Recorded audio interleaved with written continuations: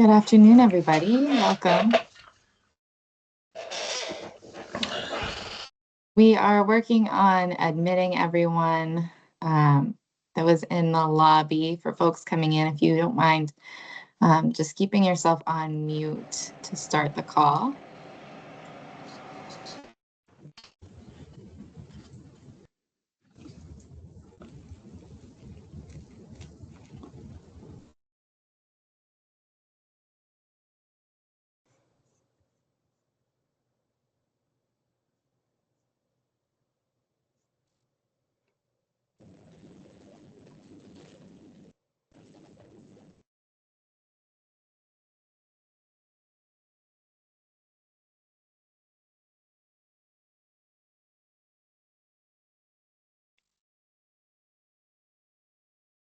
Wish I knew how to mute the chime of folks coming in.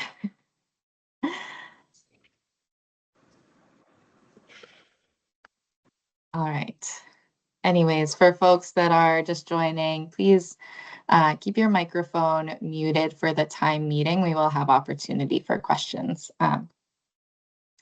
We'll get us started. Others might join as we go. Welcome. My name is Marina Caceres. I am a program manager at the Northern Border Regional Commission, and I'm joined by my colleagues, Adrian Harrison, who is our Catalyst program manager, and Casey Haynes, who is our program coordinator. I think that's everyone from NBRC on our call this morning, but if I've missed anyone, apologies. And welcome to any state program managers that are on the call as well. Please keep yourselves muted. Once again, I think my colleagues will help to keep folks muted and people coming into the session. This is our 2026 application information session, which will cover application requirements for all three of our grant programs, our Forest Economy, Catalyst, and Timber for Transit programs. The session will be recorded and available on NBRC's website, likely on our application support page, which will be linked within these slides. You can use the chat box during today's session to ask questions as we go, and our team will work on answering questions as we go through the session, and we'll have time for questions at the end.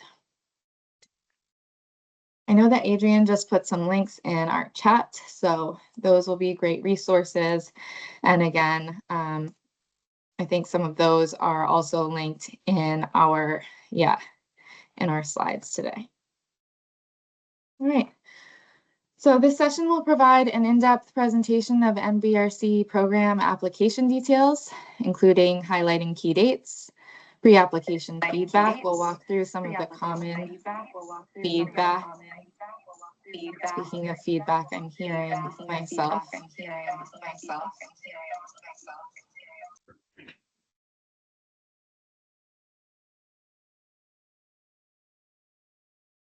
So we'll go through some of the common feedback that you may have received with your invitation to apply. We'll go through the application information and requirements, scoring, the GMS overview, and NBRC available resources. And we hope that you'll leave this session with all of the information you need to prepare and submit your application to us. Next slide. All right, so the 2026 timeline and key dates are listed here. They're also on our program areas page.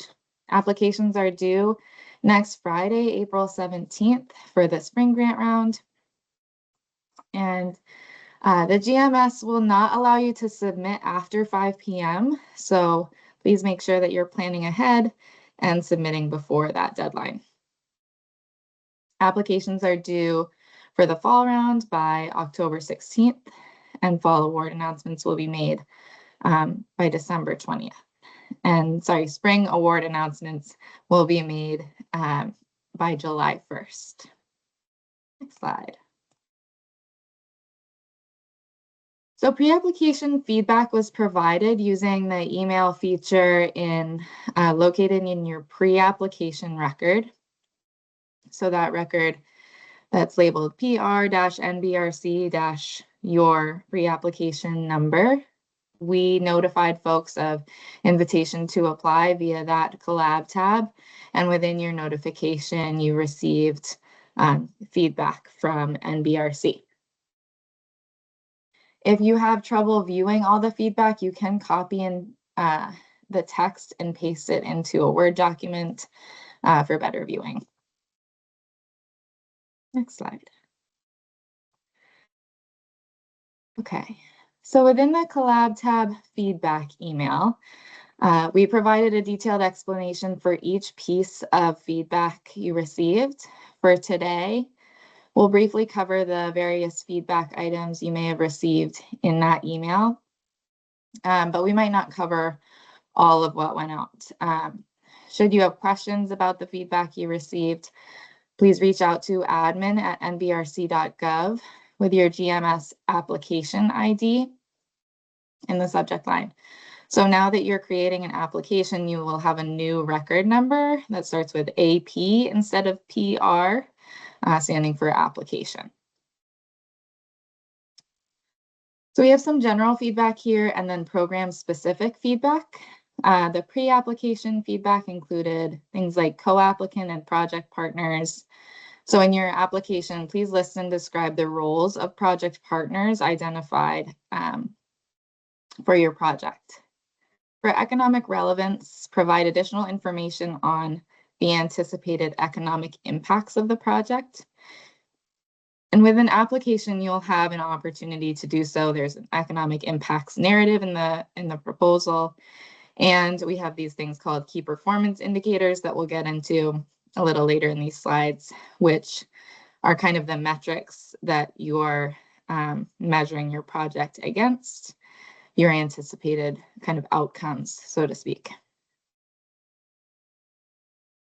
We also might have asked you for letters of support. If letters of support would strengthen the proposal, you would have been asked to provide those maybe from businesses or local or regional stakeholders. We might have also notified you about a notice of federal interest. This is included in feedback to notify you that the project may require an NFI. So if you're awarded funding, an NFI must be in place to receive funds.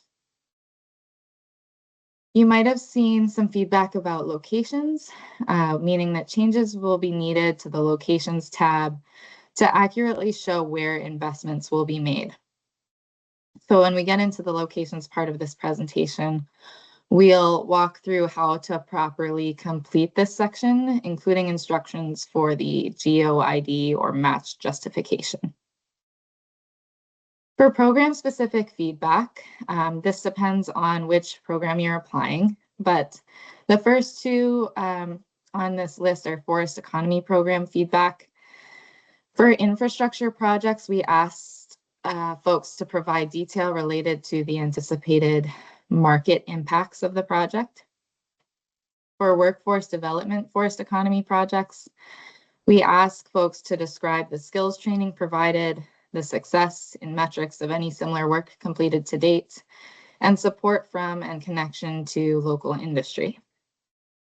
For workforce development projects under the Catalyst program, we ask that you describe the specific employers who have vacancies or otherwise express a need for the skills and programs your project will provide. And finally, for the Timber for Transit program, we ask all Timber for Transit projects to provide really clear detail related to the timber products that you intend to use, and additional detail in the application. That detail should be provided in the budget and in the narrative of the application. Next slide.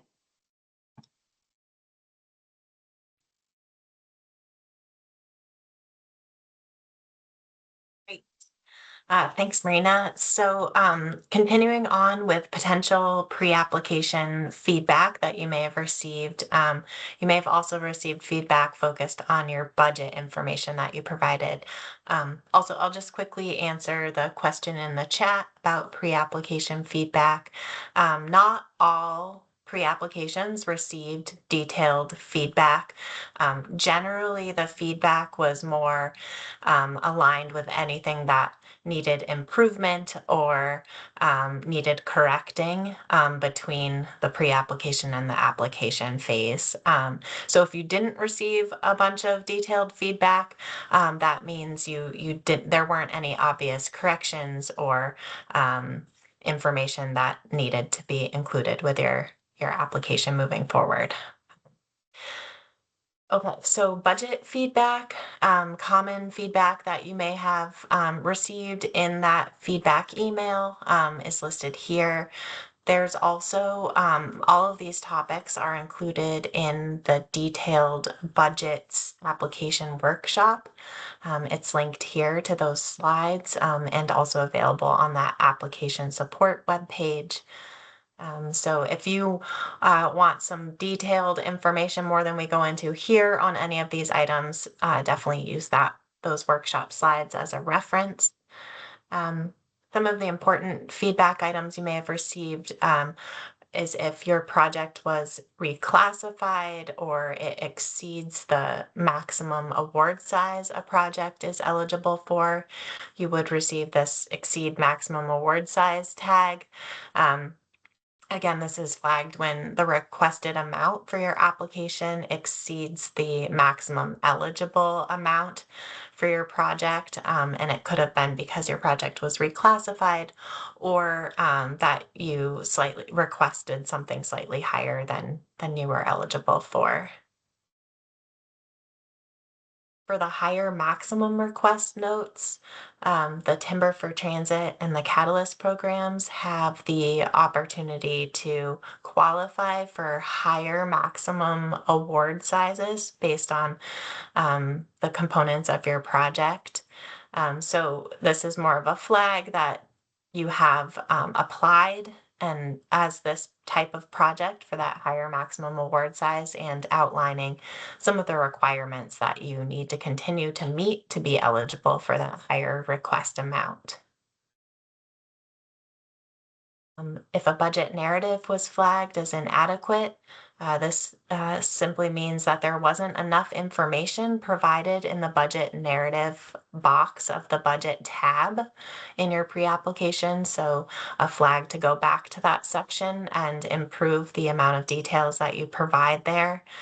We really rely on that budget narrative to give us a clear sense of what you are doing specifically with NBRC and match dollars, especially for some of those cost categories that exceed $5,000. So if you have a large segment of costs, it helps us if you further define what you're doing with those dollars in that budget narrative text.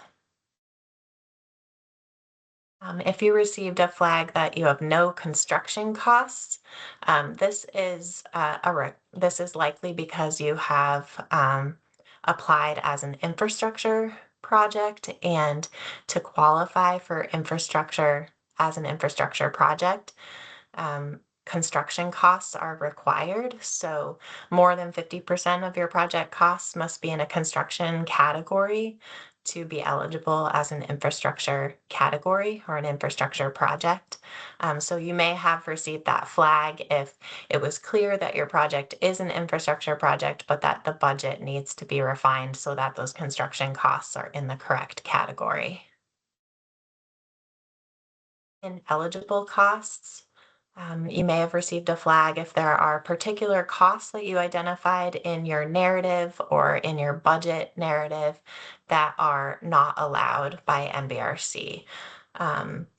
Some examples may be certain renewable energy component costs, costs that have already been incurred. So if you've already spent certain funds or contracted with a certain vendor, those costs become ineligible.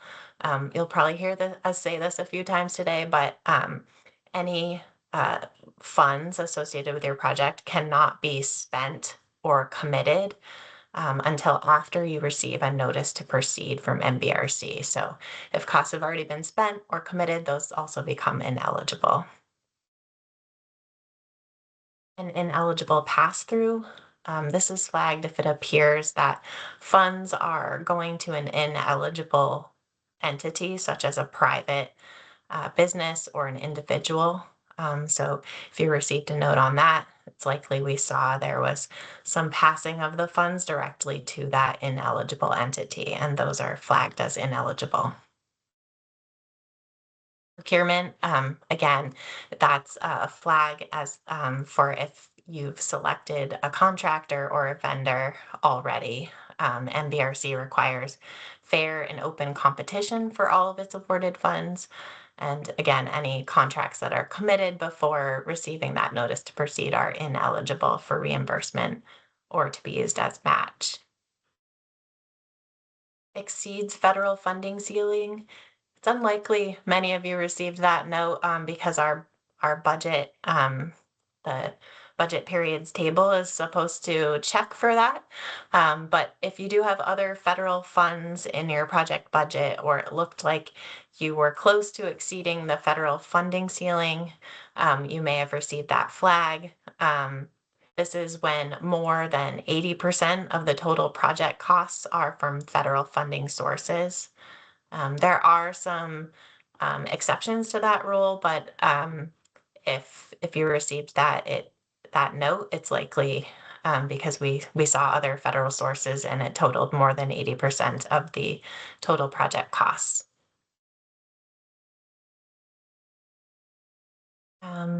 If you received the note that no funding sources were listed, this is important to address at the bottom of the budget tab, and we'll go through some of this in detail, but at the bottom of the budget tab, there is a funding sources table. And at the pre-application phase, you are allowed to submit a pre-application with that table empty or nothing showing in that table. But for the application, that will need to be completed. So if you receive that flag, you're going to want to go in and complete that table. And finally, you may have received a flag about NEPA costs. It's certainly hard to tell at the pre-application phase whether or not you've budgeted for NEPA unless you expressly sort of identified those costs in your budget narrative. So you may have received that flag that there needs to be budget costs associated with NEPA in your budget. And it's more of a reminder to please include that in your detailed project budget.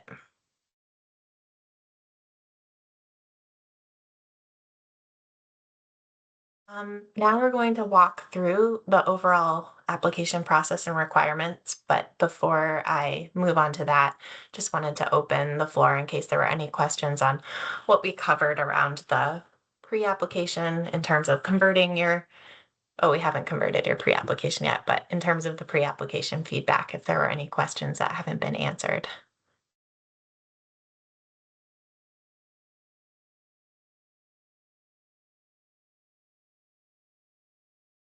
All right, hearing none, again, feel free to continue to use the chat box, but we'll move on to the application process and requirements. First, if you haven't already, you will need to convert your pre-application to an application. So applications are by invitation only, and by logging into the GMS and going to your pre-application, you can convert that pre-application to a full application. You'll see here that there's that create application button. That's how you'll start the process to create your pre-application. When you press that button, you'll get a pop-up box and you'll be able to enter a specific title for your application for your project. We really encourage a unique title that tells us a little bit about your project so that it's easily identifiable. And then of course you'll click save and continue. And that will, oops, I'm going to go back. That will set you up with a full application. As Marina mentioned, you will get a new application ID. It will be that AP-NBRC-. And that's what you'll reference when you go back into the GMS system and you're looking for your applications. You'll want to go to that application menu and look for the AP NBRC. So it's a good thing to jot down so that you have that available later to you. It's also a good idea to revisit your organization profile and make sure your UEI number and SAM.gov information are accurate and up to date. The UEI number and the SAM.gov account information are required to receive an award, and not having those entered correctly or having outdated SAM.gov information can hold up the award making process if your project is selected for funding.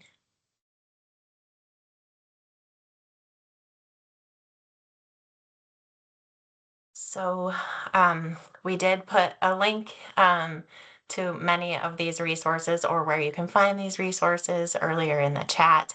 But as you begin to develop your application, these are the materials that are really helpful to have available to you, maybe open on a different screen so you can reference as you're going through the GMS application. That is the application support webpage, where you have information session recordings, workshops, and narrative guidance. That narrative guidance is really a sort of step-by-step what should be going in each of these boxes that you see in the application. So that's really helpful. There's also the program user manual. There's a section for each of the grant programs, and then the appendices are where you will find the scoring criteria. And we also have copies of forms and files that you'll find in the application on our website, along with a lot of samples or narrated versions of those forms to help you complete them and put the correct information in each of the form boxes. So that can be a really helpful resource to have available as well.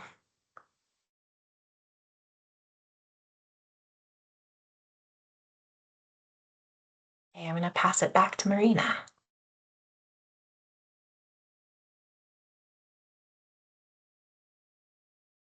All right, moving on to the application.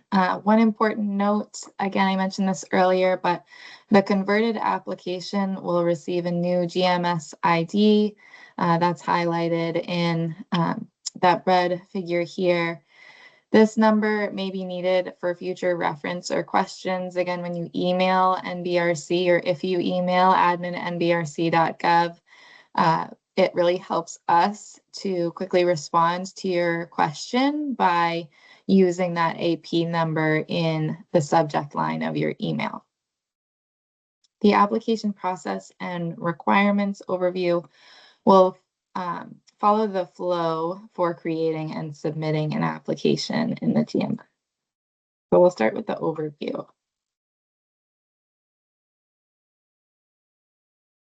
So first, under the overview is the project information section.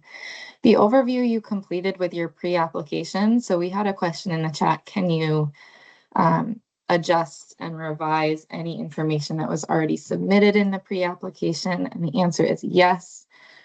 So all of that budget information, your narrative, everything that's in the overview tab, the locations tab, can all be edited now when you're creating the application. So all of that information gets carried forward and you have the opportunity to edit. So you'll review and edit as needed these sections in the primary place of performance and project information section, and address the scoring criteria in the program that you're applying. Specifically, you may choose to provide additional details and documentation regarding your project's alignment with NBRC investment priorities in the project beneficiaries and community context section.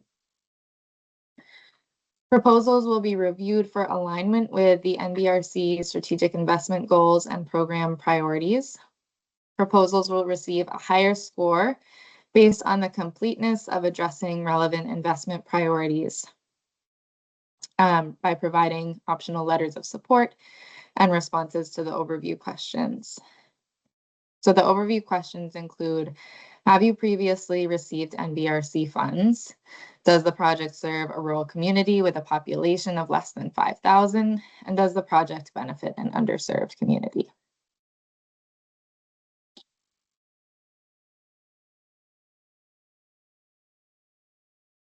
So as you're moving through your, as you create your application, there might be this orange dot that you see at the top of this slide next to the overview tab. If you see that orange dot next to one of the application sections, that means that it is incomplete.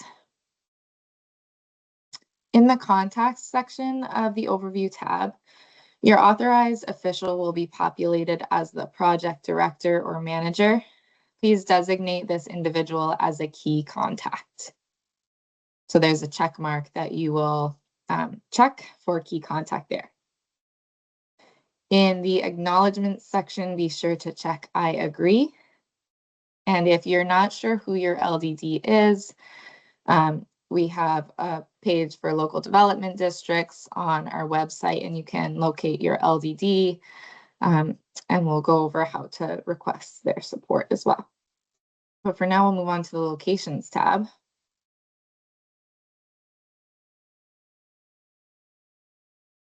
In the locations tab, you will find two opportunities to enter location information.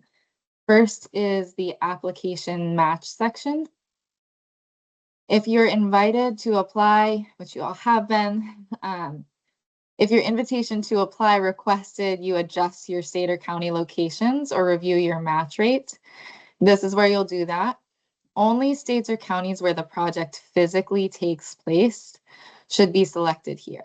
So if your organization is located in one place, but project activities are happening completely in a different place, all of the investment is in a different place, just choose those locations where the project activities will occur. This will impact your required match rate. The match justification then should include GeoIDs only and up to 10 GeoIDs max. So some folks, this GeoID section is new, and I'll cover a little bit more of this in the next slide. But we don't want any text in that match justification section, just the GeoIDs. The second part of this locations tab is the investment locations section. This is where you'll enter the locations of where your project will take place. So the locations chosen should represent where work funded by NBRC will occur and the area associated with the direct impacts of NBRC's investments. Enter all locations associated with the investment of project funds. Within this section, there's a validation function. So do your best to validate those locations using the Census geocoder tool. We have links to that geocoder in our application narrative guidance on the application support page and in other resources. You can also download the project maps template link in the forms and files section for more information and instructions for entering, mapping, and investment locations. So a couple of resources there.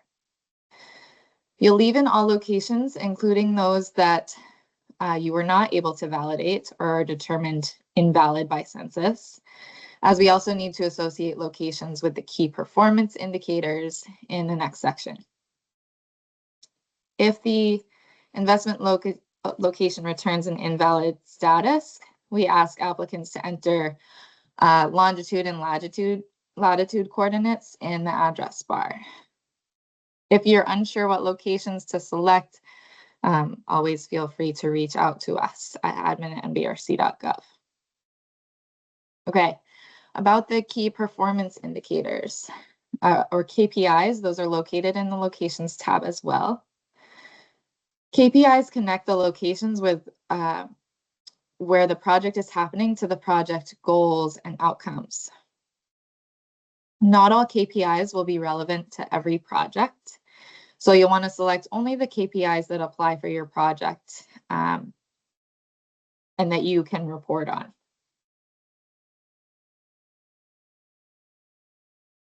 It's important to be realistic with the KPIs because if your project is awarded funding and this application record is transferred to an award, you will start to administer your project and be asked to report against the KPIs that you chose that application. So be realistic, choose the goals and outcomes that feel best fit with your project. We have a key performance indicator appendix in our grant programs user manual that gives good explanations for each of the key performance indicators you'll see in the GMS. And then once you pick your key performance indicators, we'll ask you to justify them in the economic impacts narrative under the proposal tab. So on the next slide, I want to just come back to the match justification.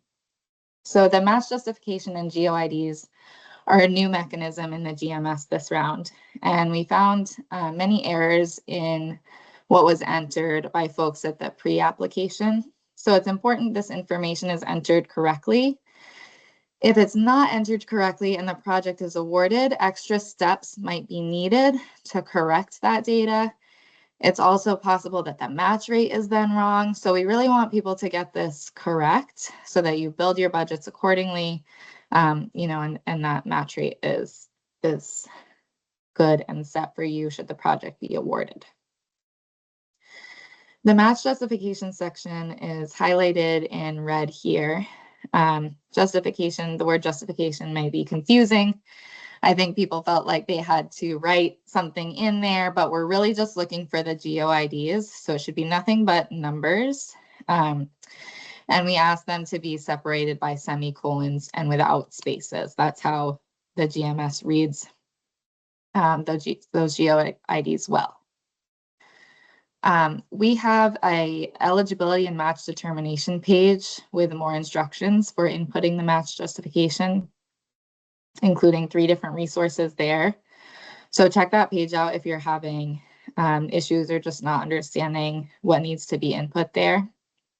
Again, it's just the GeoIDs, no text here. You should review your pre-application feedback. We identified folks that needed to make changes. And then finally, include no more than 10 GeoIDs. So we know that many of you have projects that will impact more than 10 locations. And if your project does, then think about moving from the community level to the county level to narrow down the number of GeoIDs you're listing here. GeoIDs are the IDs, I see that question in the chat, the IDs associated with the locations of the project. So they're either associated with a county or community level. So go to that project eligibility and match determination page. We have a static list, a map, and an Excel spreadsheet that can help you identify those GeoIDs for your project. Next slide.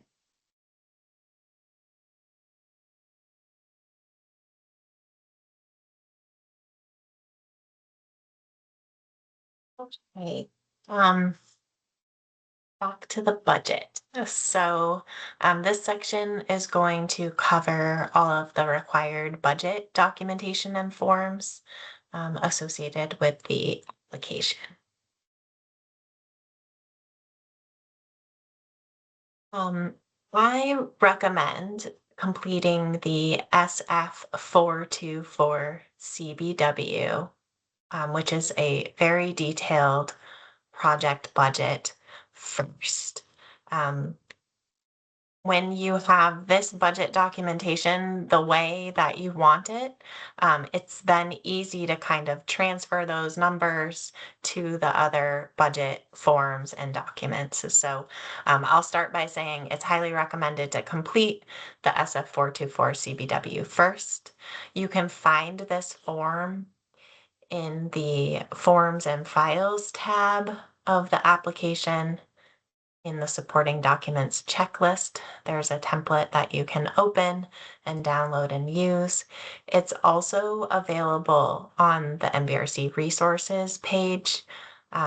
If you find that the one in the GMS, for whatever reason, isn't giving you the formulas that you want to be able to kind of total each of the sections, the form in our resources page definitely has those formulas.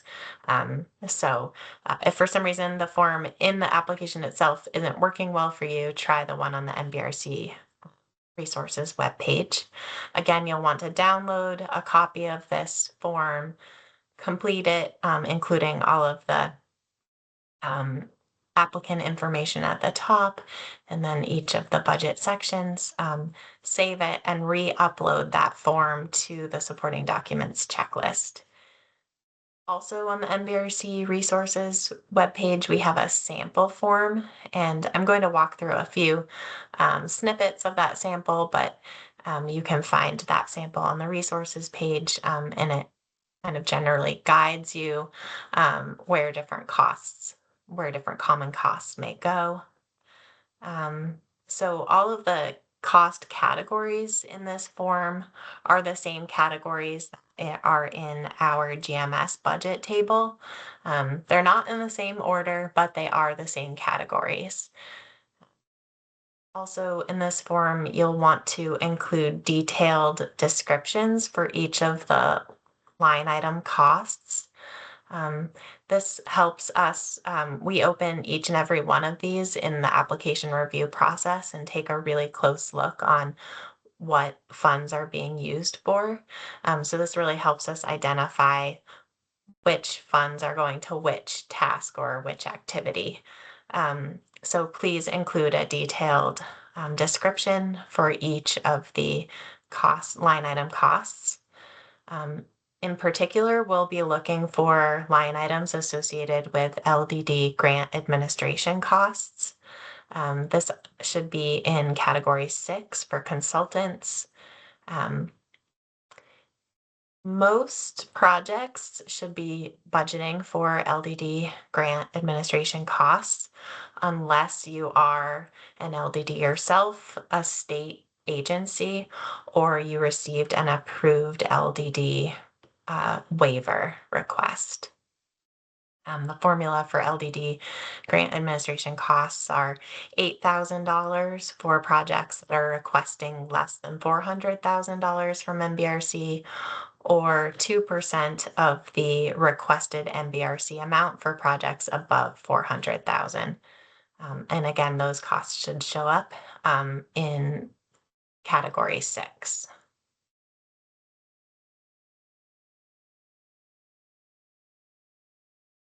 Another specific line item we'll be looking for is associated with NEPA costs. So we'll be looking to see that you've identified a line item for NEPA costs. These funds are reserved to support the process that may be needed to secure that NEPA approval. We put together this sort of quick table of how you could maybe budget for NEPA. Not all projects have the same they all have the same process, but not all projects require the same level of detail or same level of review. So it can be tough to know where your project falls at this stage.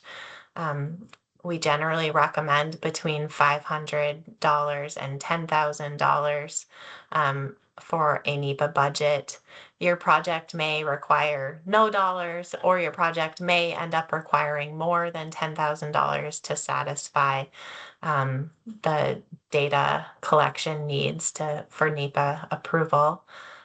Generally, if your project has no construction or no disturbance of the environment, if it's more of a program or a plan, that would generally qualify as a CADX, and would have, a very quick NEPA review process, or a categorical exclusion, sorry, and would not require a very long time to receive that NEPA approval and little to no budget. We did go through a process this year to expand the number of categorical exclusions that are available to us, and we hope that improves or increases the number of projects that fall within one of those approved categorical exclusions. A project may fall within a categorical exclusion, but also require a consultation with a resource agency, such as historical resources or specific environmental resource agencies. So that could tack on a few more months to the review process, and there may be some data collection that needs to go on to satisfy that process. So we recommend a budget of $500 to $1,500 for that. So if your project does involve a historical resource, that would be something to budget for in your timeline and your budget. If a project has extensive construction or development or on the ground disturbance, your project may require an environmental assessment. And this can take anywhere from 6 to 12 months, and a more significant budget of anywhere from $5,000 and up. And so budgeting for that time and those funds for a project that has extensive construction is helpful. Again, we'll be looking for this in the budget, and also you can describe that in the budget narrative as well. We do have a NEPA website with some additional information about the environmental review process and requirements that you can take a look at.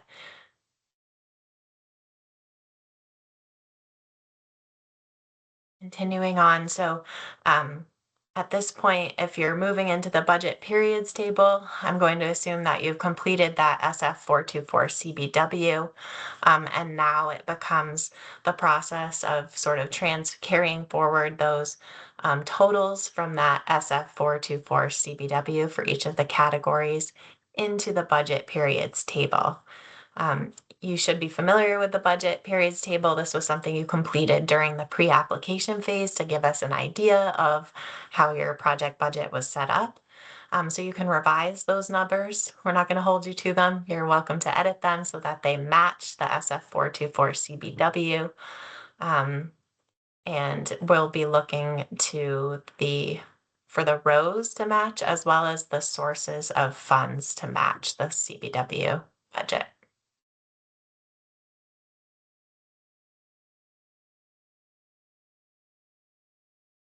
A few reminders about this table. There are some sort of automatic checks that are performed. So when you go to press that submit button, if the 80% federal funding ceiling has been exceeded, you may receive an error message.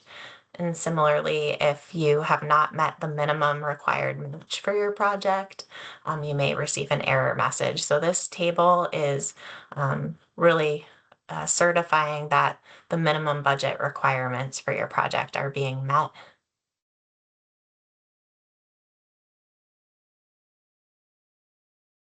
On that same tab, that same budget tab as the budget periods table, there's the budget narrative. Again, this isn't new. This is something that will carry forward from the pre-application, and you can edit as needed, especially if you received that notice that your budget narrative was inadequate. Please go back into the budget narrative and add some additional detail about how the funds are being used, especially those funds, those cost categories over $5,000. And continuing on, the same budget tab at the bottom, there's that funding sources and commitments table. This is carried forward from the pre-application. You can edit the information there. it's important to not include the NBRC requested amount in the funding sources and commitments table. This is really focused on all of the non-NBRC sources for your project.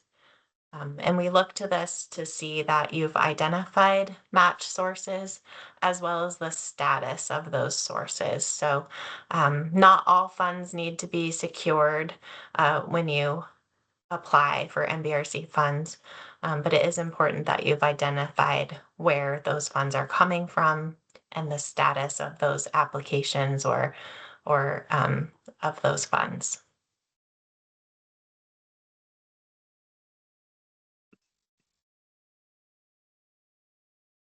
And to give you an understanding of how we ask for a lot of information, and we really do look at all the information you give us for your budget. It's a part of our evaluation process when we're going through all of the applications. And you can see within the scoring criteria for NBRC how we weight the different budget components. It's outlined again in those NBRC scoring criteria, how we view each of those budget pieces. So if you want to know how your budgets will kind of score, you can go to those scoring criteria to have a better understanding of how we look at each of those pieces.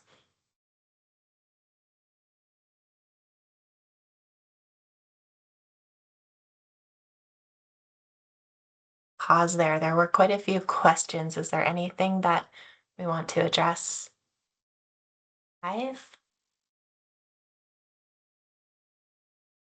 There's some questions about the forms and files, which we'll get to later in this presentation. So if you have put a question about a form in the chats, just know that we'll come up on that topic soon. Great. Otherwise, I'm certain there's some questions in there that I have missed, Adrian. So it's a busy chat, so we're doing our best. All right. So getting into the technical proposal, similar to the budget, we have a workshop dedicated to this topic. So we will cover this in kind of a summary today. And then if you'd like, those technical proposal workshop slides are on our application support page. So the proposal tab is where all of the technical proposal questions are located. As you move through this, be sure to save often, working through the GMS. The application resources page of the NBRC website contains the slides for this workshop, and they're linked here as well. Also on the application support page is our application narrative guidance that walks through each of the questions on the proposal tab and what we are looking for in response. So that will be a really helpful tool to have open as you develop your responses to the proposal questions. You might feel like this proposal tab that you've answered some of the questions in the overview as part of your pre-application. We encourage you to use this technical proposal section to build on the information you submitted at time of pre-application. So please do not copy and paste what was already submitted in the overview tab. We have, we're reading through these proposals, so it helps us that we're not reading the same thing twice. As you develop your responses here, consider the feedback provided in your invitation to apply and provide as much detail about the individual tasks you intend to complete for your project to be successful. It may also be helpful to have the program user manual and detailed scoring criteria available as you develop your responses. The scoring criteria is located at the end of the program user manual, appendices I through L, depending on the program you're applying to. We also encourage applicants to prepare responses in a Word document and then copy and paste that information into the GMS. If you do so, please be aware of the common error message related to character counts. You might have run into this at the pre-application. So if you copy and paste from a Word document, that content has additional invisible characters, bullet points, bold text, and hyperlinks that can be counted by the system, unfortunately. We do have solutions to this error message that are detailed in the creating and submitting an application guidance document, also on the application support page. So I will keep referencing the application support page. It has a ton of helpful resources. So keep going back there if you're looking for something. All right, next slide.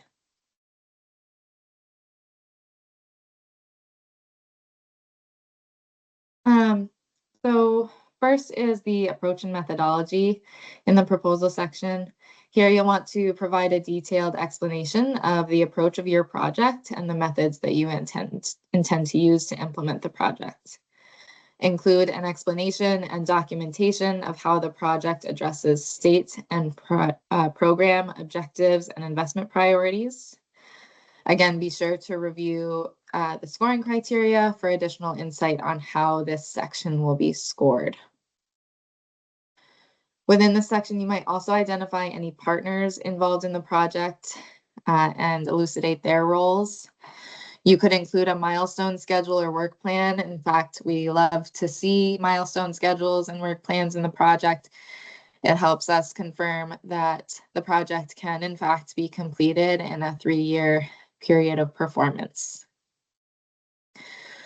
When you talk about local and state and regional efforts, you could include references to local and state planning documents within the text here. Next slide.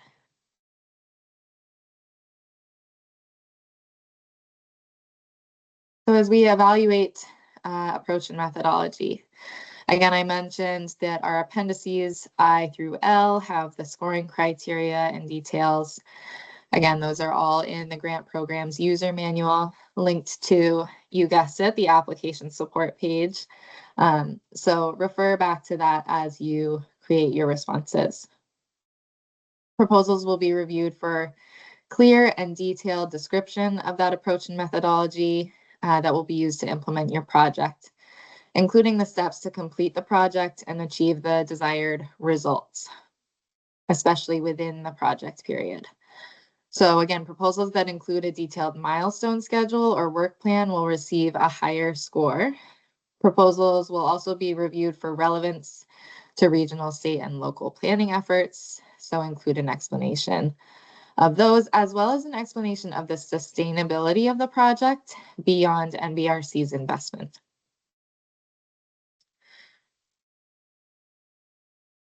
For the Forest Economy Program and Timber for Transit programs, projects will receive a higher score based on completeness of addressing the relevant investment priorities and project categories outlined in program materials. Projects identified as a priority by the state where the project is located may receive a higher score here, and consideration will be given to the geographical distribution of NBRC funding as well. And for Forest Economy and Timber for Transit too, we're looking for that support and connection to state or local planning efforts as well. All right, the next section here is the economic impact section. So within this section, we ask that you share the anticipated results of your successful project. So you should use this section to explain how the project will achieve the goals that you set for your identified key performance indicators in the Locations tab. Justify the expected economic impacts through letters of support, business commitments, relevant studies, data, or other forms of supporting documentation here. Within each of the program, within the grant program user manual, NBRC has provided a list of the KPIs and examples for each. Be sure that the economic impacts you outline are relevant to your project and that you're realistic on the expected direct outcomes. Next slide. For the economic impacts evaluation, high-scoring proposals will make a clear connection to the challenge the project seeks to address and provide a compelling case for why the project should be funded now, with details on the scale of impact. Clearly explain how the KPIs will be accomplished, and letters of support should help boost your economic impact score. For all programs, proposals will be reviewed for expected impacts, including effects on jobs and wages and the scale of impact on the community, county, or region. Economic impact should be consistent and supported by feasibility studies and/or local, state, or regional data. And again, narratives or letters of support from local business leaders and government officials regarding anticipated economic impacts are encouraged. And proposals of greater immediacy and that align in the spirit of the given program's intent and priorities will receive a higher score here. Details for economic impacts can be mentioned in that economic impacts narrative, can also be mentioned in the project goals and outcomes narrative, the key performance indicators, the locations tab, and the letters of support.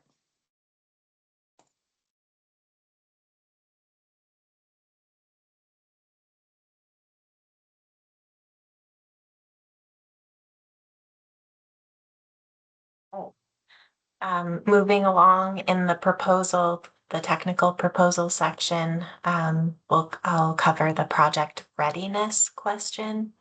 This is where you can describe how far along the project is and whether or not it's ready for implementation or it requires additional planning tasks.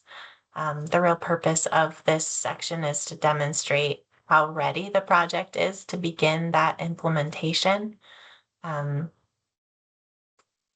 You can use this space to share a detailed milestone schedule for completing the project, along with an explanation of your ability to complete the proposed work within the 3-year period of performance. So NBRC will be evaluating your information to show that you understand the program requirements, such as obtaining NEPA approval. You can describe that here, your sort of overall timeline for the project, along with that 3-year period of performance, demonstrating that you'll be able to complete the project within 3 years.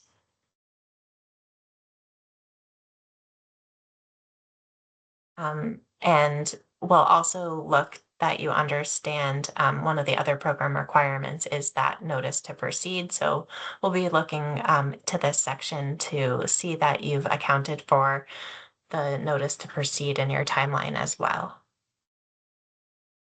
Each of the scoring criteria for each of the programs have a section on project readiness. So you can go to that scoring criteria. You can see exactly what that program will be looking for in that narrative box to demonstrate that project readiness.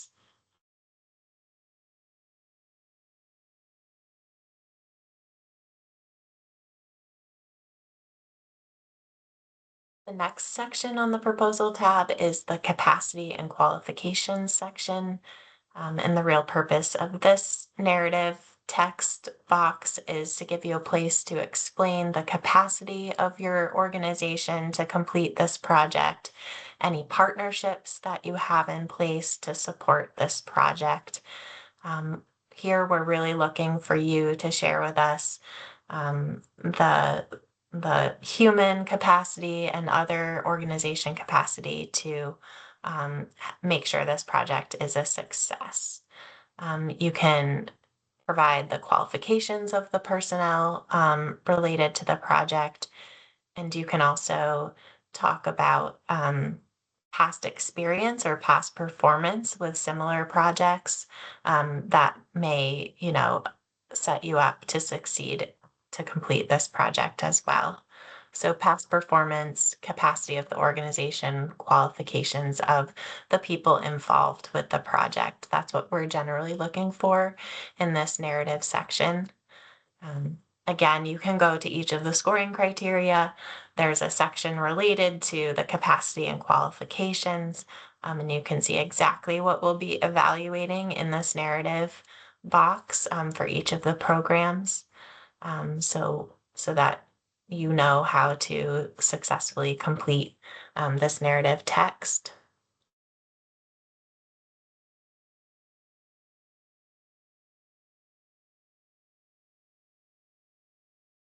We had a question earlier in the chat box about the LDD. And so there are two places where you can associate your LDD in the application. The first is in the Overview tab in the Contacts section. You can associate the LDD for your project. So that will be a separate LDD contact with an LDD role set up in the Overview tab in the Contacts section. The second place to associate an LDD is in the LDD Support tab. You can see it sort of outlined here on the slide. And this is where you can designate an LDD to be able to review a draft of your application. So if you're working with an LDD, you can include that person here. You'll be able to share the application with them so that they can take a look, and they won't be reviewing the entire application, but if in particular you're concerned that you may not be making the right economic development connections, or maybe you're not clear about the budget narrative or how to complete the budget. You can share the information with them in your application using this tab so that they can take sort of a targeted look at a component of the application that you want a second set of eyes on. And if you submit your application to the LDD for review, you can complete the review and sort of continue on with your application at any time. There will be, once you send it to them, you'll notice a green button on your application that says complete review, and that will sort of end the review process with the LDD, and you can continue on with your application and submit it to us before 5 p.m. on April 17th. So sometimes that's a question we'll often get is, if you haven't heard back from the LDD and it's getting close to the deadline, can you stop the LDD review? Yes, you can at any time and continue on with your application.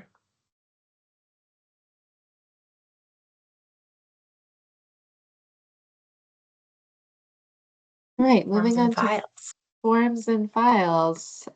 We also have a workshop for forms and files. So see that linked here and on our application support page. So NBRC has provided that workshop. We've also made available a checklist called the Application Supporting Documents Checklist, which is available and can help you through the required forms and files and where to upload them.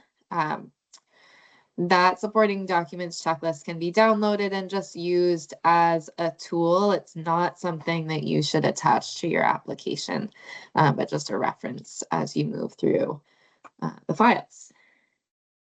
Applications submitted with incomplete information or documentation risk ineligibility determination. So make sure that you have submitted all of the files required for your project. The first one listed here is the SF424 CBW. That's the standard form for detailed budgets. That was covered by Adrian in the budget section today. You'll want to complete that budget and upload it to the supporting documents section. Please make sure that that budget is in alignment with the budget periods table that's embedded in the budget tab of your application record. So there should be alignment between that budget details tab and the SF424 CBW, which is why Adrienne recommended completing the 424 CBW first and then transferring your numbers into the budget periods table. So the reason we ask for that is because the GMS, if your project is awarded and you start submitting reimbursements, will be measuring against what you put in your budget. So all of that information really needs to align. The next is the NEPA intake form. If NEPA review for your project has already been conducted, excuse me, and we mentioned this in the chat a couple times today. If NEPA review has already been conducted by another agency, please submit the completed review with your NEPA intake form. If that NEPA review is ongoing, please mention that in the narrative so that if your project is awarded, we know that another agency is conducting review. We may be able to adopt other agencies' NEPA conclusions. So, but NBRC does still need to make sure that we are completing NEPA for every project. The completed NEPA intake form should be uploaded to the supporting documents checklist section. I want to mention here that the NEPA intake form embedded in the Forms and Files tab is not the most up-to-date version. So with apologies for that, please download the NEPA intake form from the NBRC resources page. This is really important. Go to that NBRC resources. It's under resources and then grant administration information and GMS guidance documents, and you'll find the NEPA intake form there. So download it from the website, not the GMS, complete it, and then upload it to the GMS.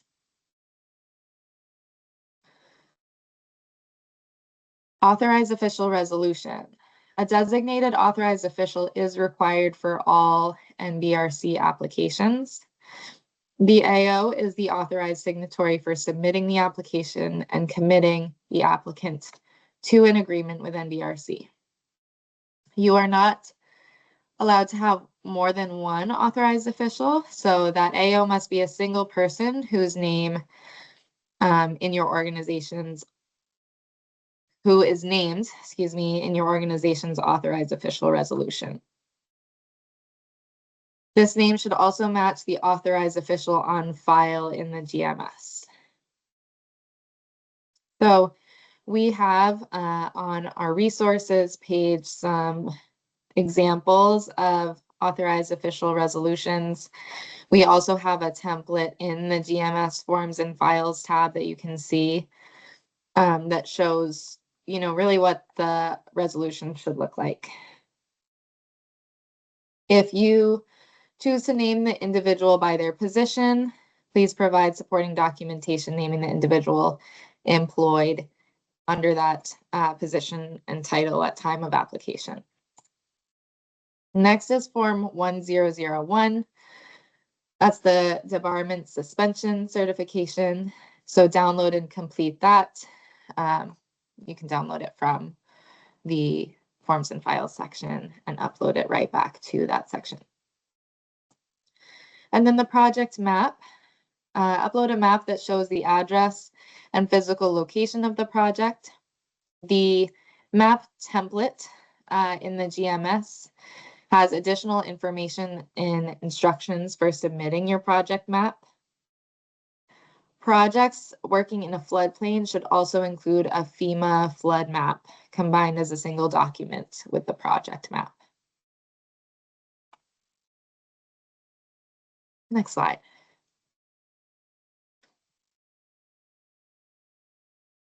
All right, unless the applicant submits a negotiated indirect cost rate agreement at time of application, NBRC will apply the standard 15% de minimis rate. So common errors here are listing more than one rate depending on the activity. We will only accept one indirect cost rate for the entire project. So just be aware of that as you update your negotiated indirect cost rate agreement. If you are applying as a revolving loan fund project, you'll want to review the entire RLF appendix in the grant program's user manual with special attention to responding to the application requirements section.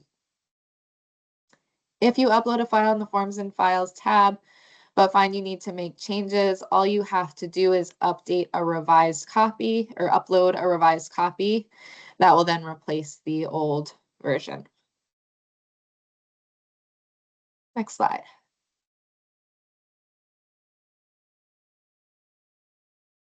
Okay, the next section in the Forms and Files tab is the All Forms section. So when you scroll down to the bottom of that tab, you'll see the All Forms section. This contains mandatory forms all applicants must complete for application submission. And these forms must be signed by the project's authorized official. The first is the SF-424 application. This is your application for federal assistance, and it's required by all applicants. You will complete this within the GMS, and the file should be signed by the authorized official. Be sure the information that you enter into the SF-424 is consistent with the other budget information you're submitting. For assurances, you will complete either the 424B or the 424D. So the 424B form is assurances for non-construction projects. The 424D is assurances for construction. You do not need to complete both, just whichever is relevant to your project. And finally is the SF standard form LLL, which is the disclosure of lobbying activities. That entire form should be completed, even if lobbying activities don't apply to your organization. So make sure that's completed no matter who you are, and enter NA to sections that may not apply.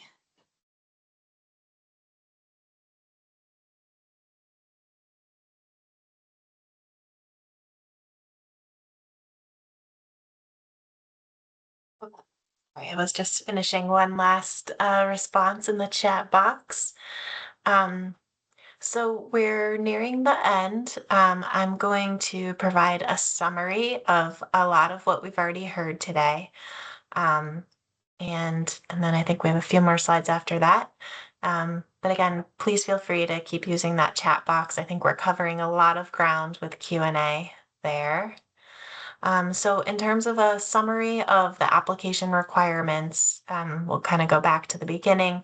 It's recommended that you review and confirm your UEI number and your SAM.gov expiration date in your organization account. You'll want to go back to that project overview tab. You'll want to review all of the information that you entered from the pre-application, address any feedback that you received from NBRC or the state program in that feedback email. So you'll want to make any changes to that overview tab information based on that feedback. For the proposal, the technical proposal for the narrative questions, you can use the narrative guidance document, the program user manual, and the scoring criteria to complete those questions. Again, those questions are not meant to be an exact duplicate of what you've covered in the project overview. It's an opportunity to expand and elaborate on some of the key components and outcomes of your project. That project overview can really serve as exactly that, an overview. Those questions should really give us a high-level sense of what your project is doing, who it's serving, where it's happening, and then use that technical proposal narrative section to dig into the details of your project.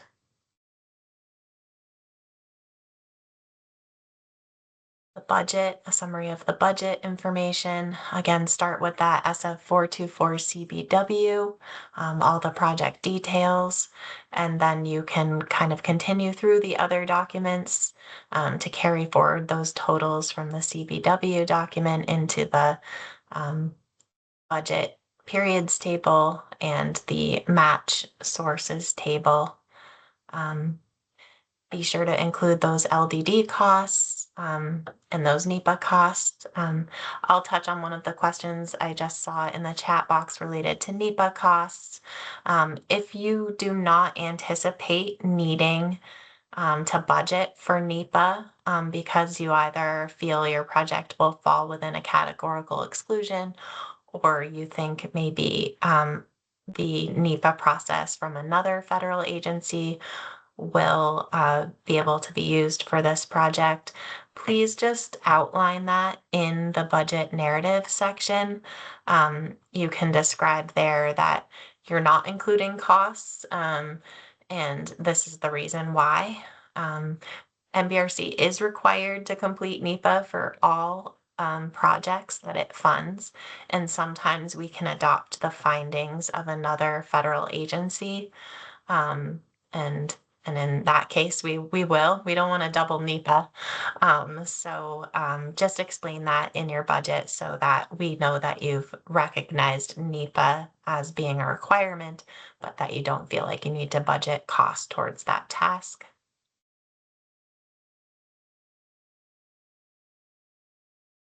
And finally, a review, you're going to want to go through that Forms and Files tab and make sure you've completed all of the forms and documents that are required for your project.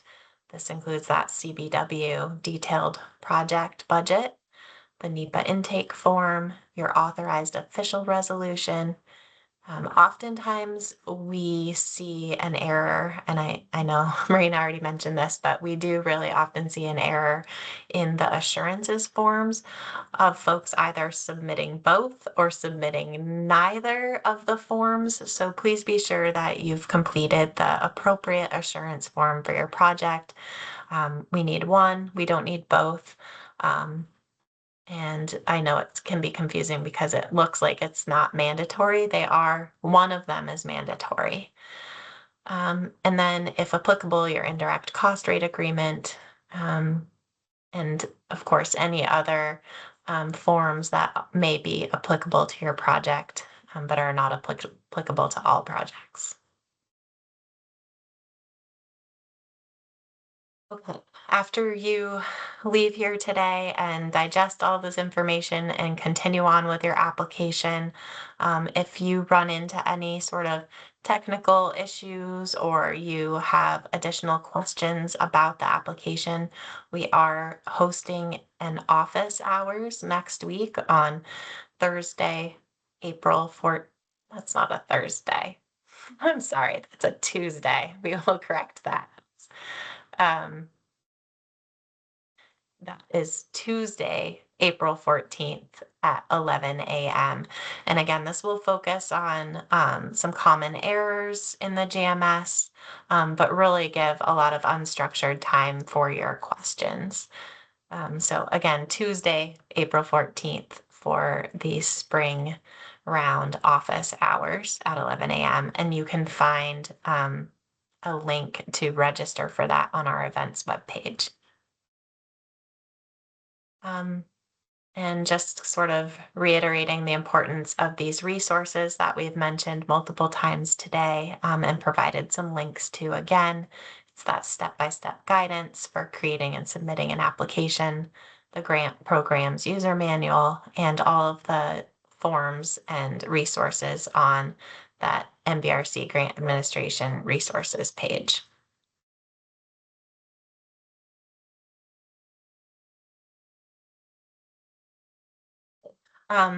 These are the last few slides. We're going to go over the application review and scoring process for each of the programs. For the Catalyst program, each application is reviewed and scored by both NBRC and the state program. So you'll see in that program user manual that there's scoring criteria for NBRC review, and that totals 50 points. There's also scoring criteria for the state review. So you'll want to identify which of those state scoring criteria applies to your project. They also have 50 points for evaluating your project. And we try to put lots of details in those scoring criteria so that so that it is clear on how your project is being scored and evaluated. In addition to the scoring criteria, NBRC and the states will consider a balanced geographic distribution of investments. So that means projects will likely be spread across the geography, not necessarily all centered in one area of the geography of your state. Also, we'll be looking at really well-documented community or regionally supported need for the project. This can be demonstrated in the narrative. It can also be demonstrated through letters of support. And then also we'll be looking at state priorities, so evaluating a project against those state priorities.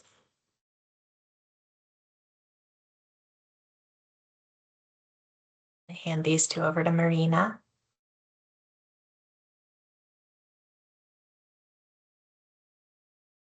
Hey, for the Forest Economy and Timber for Transit application review and scoring is done by our advisory board members, NBRC, and state program managers. So the advisory board member role is really to review projects and provide sector expertise to NBRC and state partners.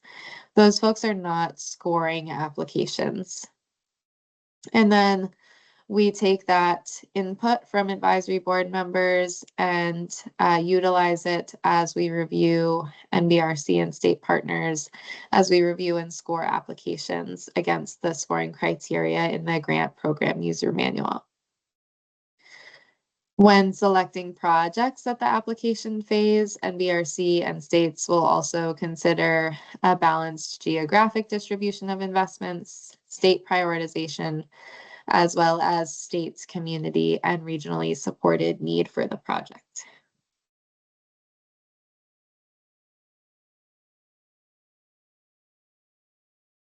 NBRC and state review partners will begin review of applications starting promptly on April 20th for the spring grant round, and award announcements will be made by July 1st. For the fall grant round, we anticipate announcements will be made by December 18th. And that brings us to our questions section. So I think we answered a good deal of questions in the chat, but please feel free to raise your hand and come off mute if you have additional questions.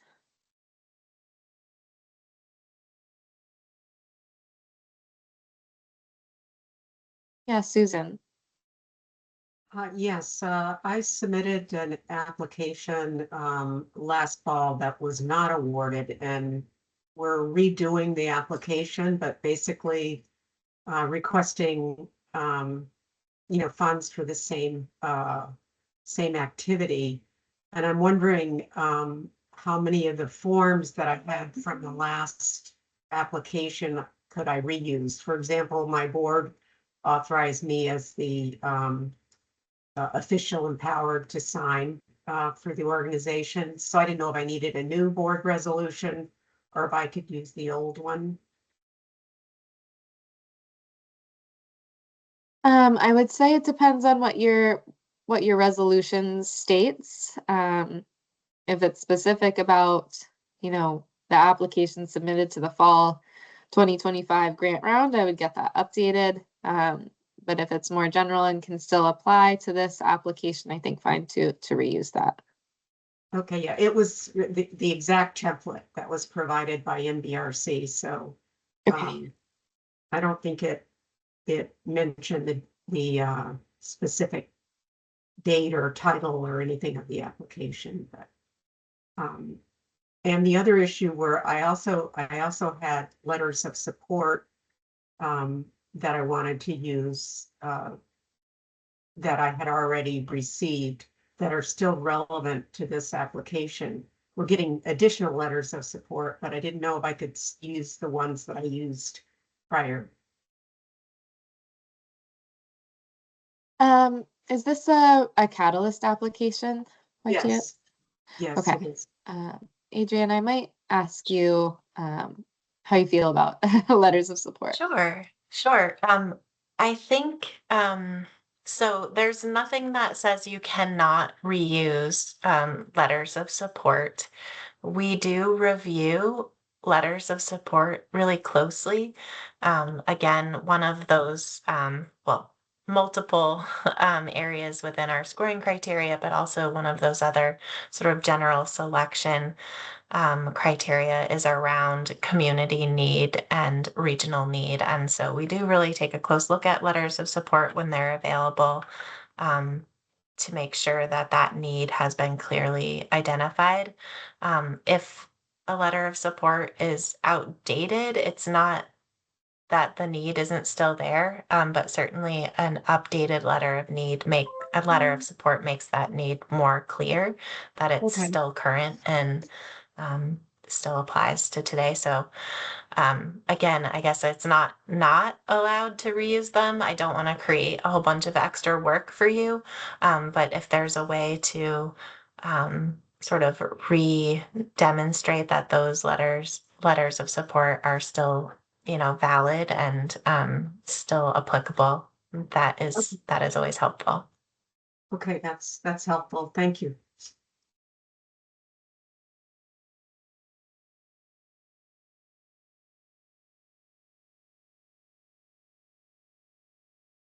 Let's see. I think Susan, do you have a question? I think your hand is raised.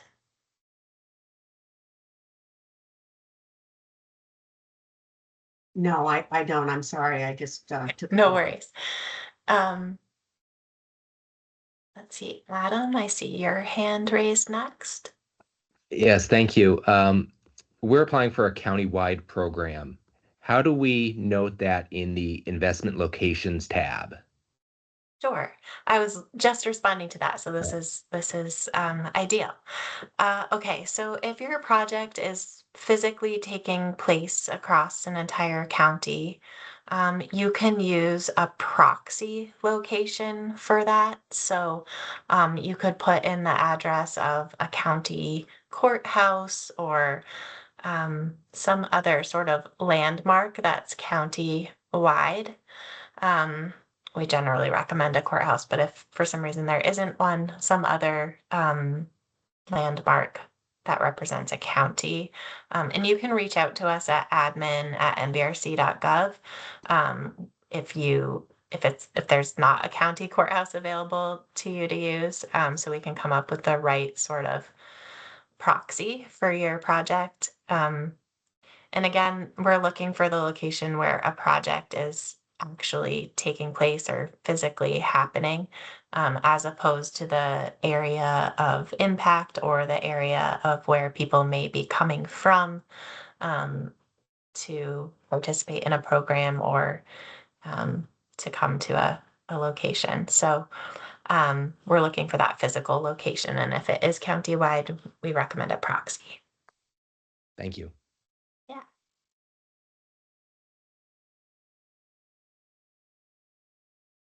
Let's see. It's like, Rick, do you have your hand up?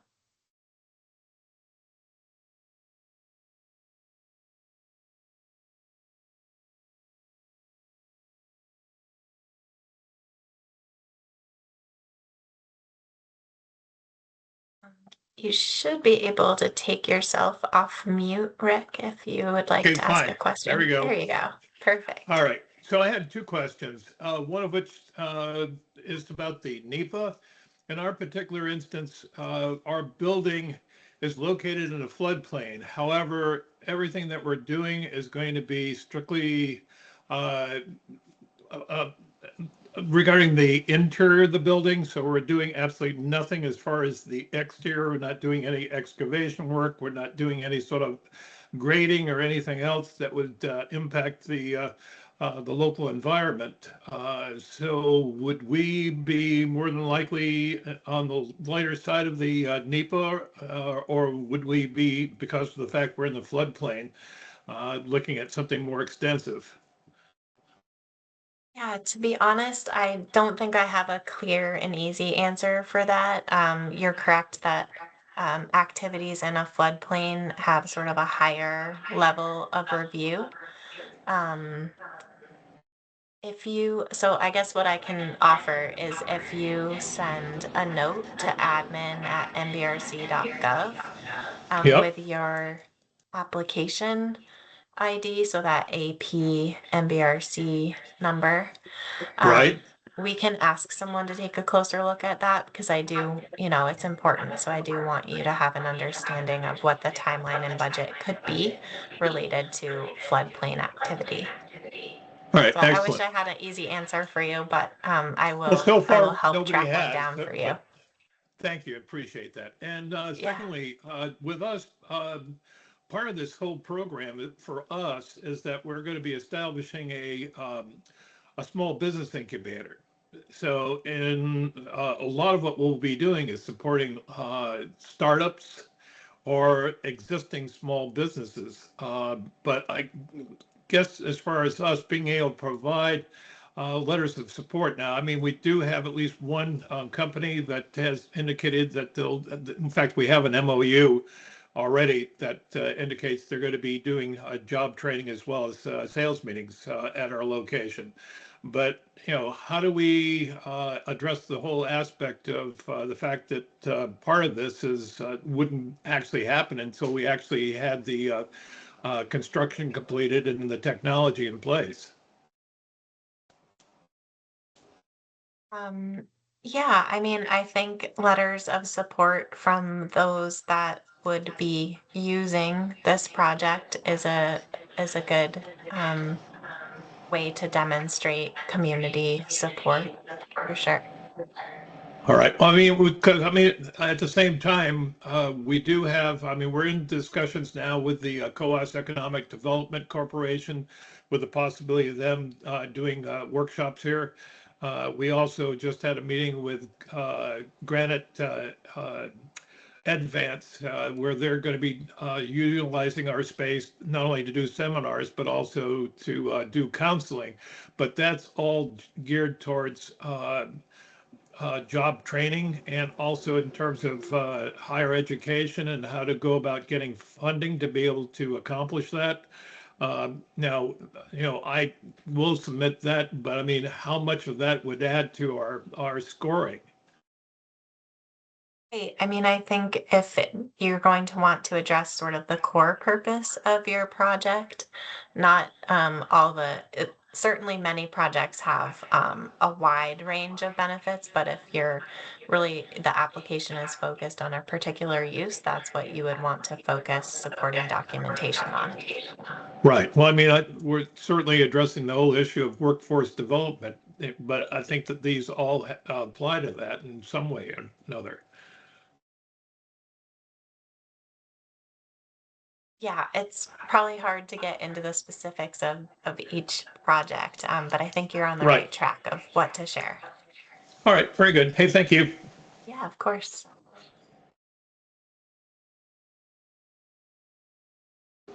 I realize we're a bit over time, but we're certainly happy to stay on as long as you all want to stay on and ask questions. If we Just to close the loop on our chat box, there probably are some questions we have not yet responded to.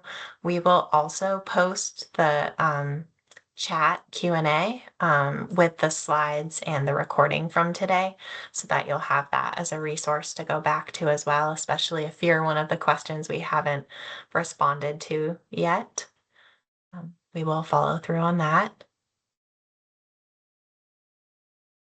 Heidi, I see your hand up. Yes, Thank you. This was very helpful. And I was wondering if you could just provide a little bit of perspective about what it means to be invited. Does that very baseline mean that you are eligible, or has it been weeded down a bit? And, Yeah, you know, that's a great question. I think so at a minimum, so NBRC, I can explain what we did with pre-applications, and this might help. NBRC takes on the review of all pre-applications for all programs related to eligibility. So if it was determined that the scope of the project or something related to the project was ineligible, NBRC makes those determinations. Um, then the states are also reviewing for Catalyst program, and I'll let Marina speak to FEP and timber or forest economy and timber for transit. For the Catalyst program, each of the states review all of the pre-applications, and they're more focused on not the eligibility, but the competitiveness of the project in that state, as well as the connection to those state priorities. Each state is a little different in terms of issuing invitations to apply. But I will say that if you received an invitation to apply, that means they saw connections to their priorities and wanted to advance your project. Again, each state is a little different in terms of the number that they invite to apply, as well as the number that they received. So it's a little bit different in each state in terms of the competitiveness. But that is, that's the general process for the Catalyst program is NBRC determines eligibility and the states determine which ones should come forward based on priorities for their state. okay, thank you. I'll share that the process for forest economy and timber for transit is similar, but a little bit different. In that NBRC is still determining the eligibility.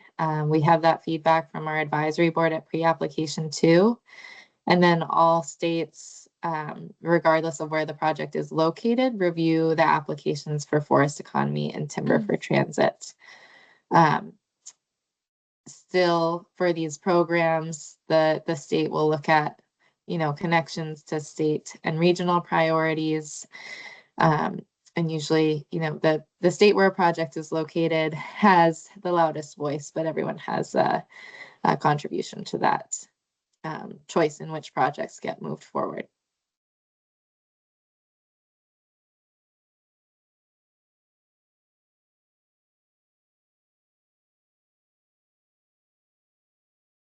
I want to also mention, we mentioned office hours next Tuesday. The registration for those office hours is not yet on our events page, but will be made available in the next couple of days. So you can keep an eye out for the events page to register for office hours. We do not have, I see the question in the chat about workshops. So it's just slides for those workshops. Yeah, so the resource is a presentation of slide decks.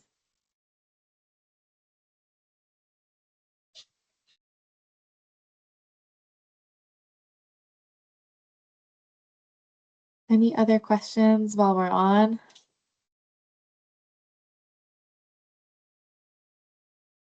If it said in our feedback that we should schedule an appointment, what's the best way to do that? I sent an email to admin and I didn't hear back. Is yours saying a I was- main? Is yours a main project? Vermont. Vermont. Was that feedback from the state or NBRC? Gosh, I'm not sure. Okay. I think it was Because from state- NBRC because it said a New York project manager had approved it, approved the higher amount requested. Here it is. It's from NBRC admin. Right, but within the contents of that, does it say state feedback? And then is that listed under state feedback? It says general notes about your submission. There is a note that says the NYSPM has approved the higher maximum request. But it says NBRC team. I'm not sure how to tell anything more.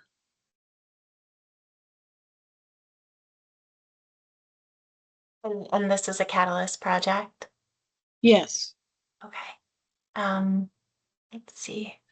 Just make sure if we've seen that come through.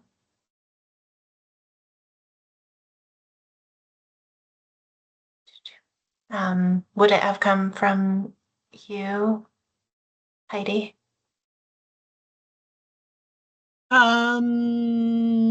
Yes, I would have sent the email. I could pull that up.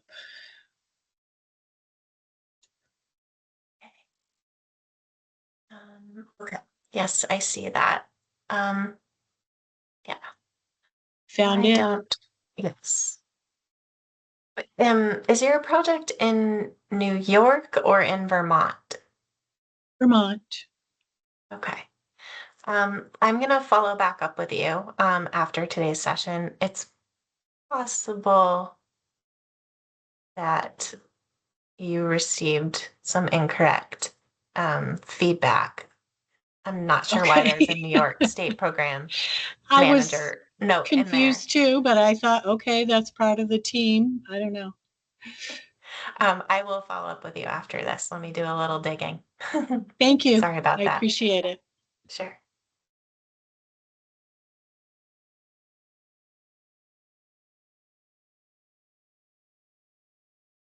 Okay, well, if there are no other questions, I think we can go ahead and close today's session.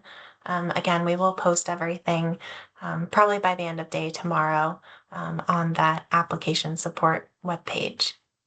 And thank you so much for taking time today to go through everything. We look forward to seeing your applications. It's really exciting. Thank you very much. Bye, everybody.